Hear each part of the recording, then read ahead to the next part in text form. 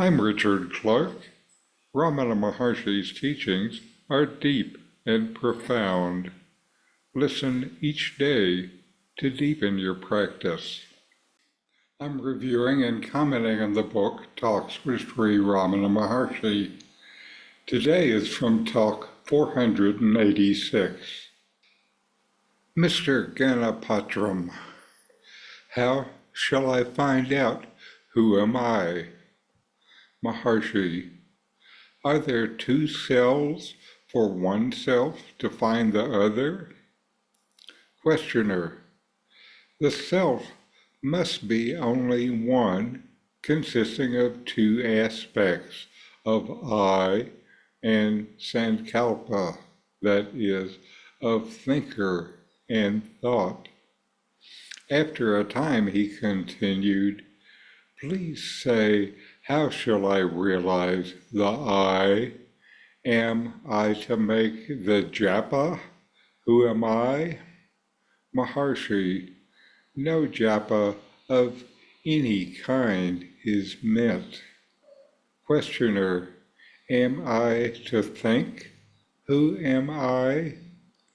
Maharshi, you have known that the I thought springs forth.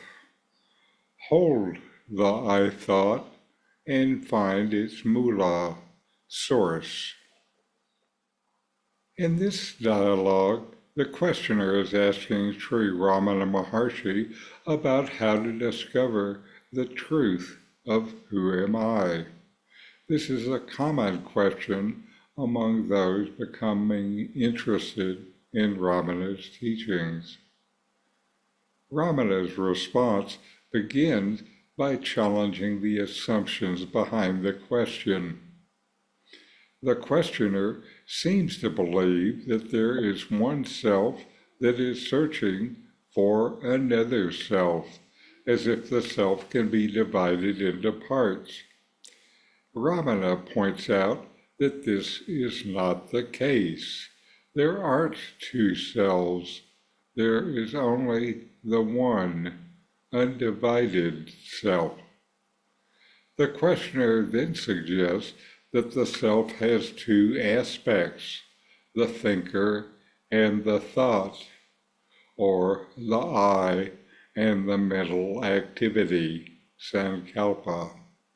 He continues to ask how to realize the I and whether repeating the phrase, who am I, as a kind of mantra or japa will help.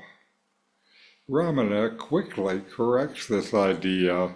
The method of self-inquiry is not about mechanically repeating the phrase, who am I, in a ritualistic way, as one might do with other forms of japa.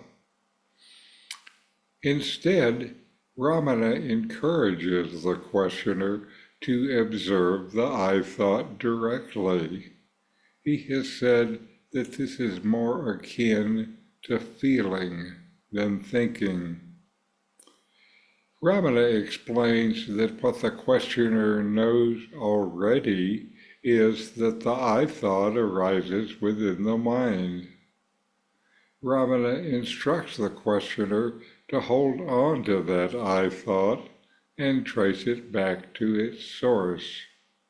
The key practice here is to focus on the origin of the I thought, not to get caught up in the thought itself or the various ideas that arise from it, but to investigate where this fundamental sense of I arises from. Ramana's teaching revolves around the idea that by examining the source of the I thought, you realize that the I you've always identified with as an individual, thinking being is not the true self. You realize this by the observation that while the ego and world are interacting and changing, there is something within you that knows them both and does not itself ever change. The true self is beyond thought and individual identity. By tracing the I thought back to its source, the individual ego dissolves, realizing the true self, which is pure awareness.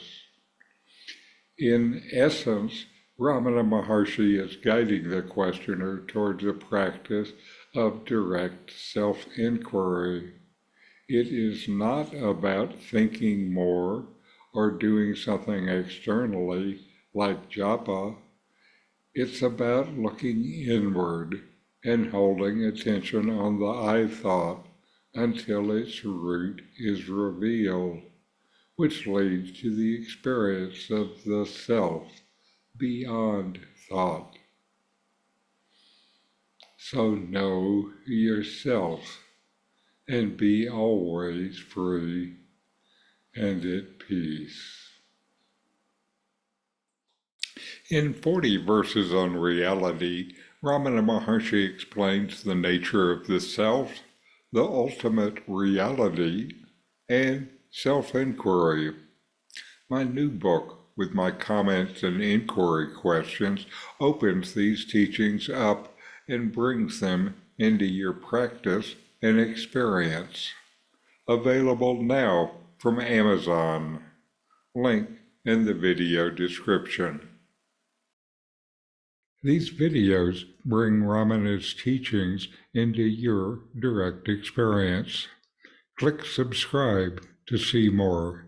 Click thumbs up to like, and send questions and start a dialogue with a comment.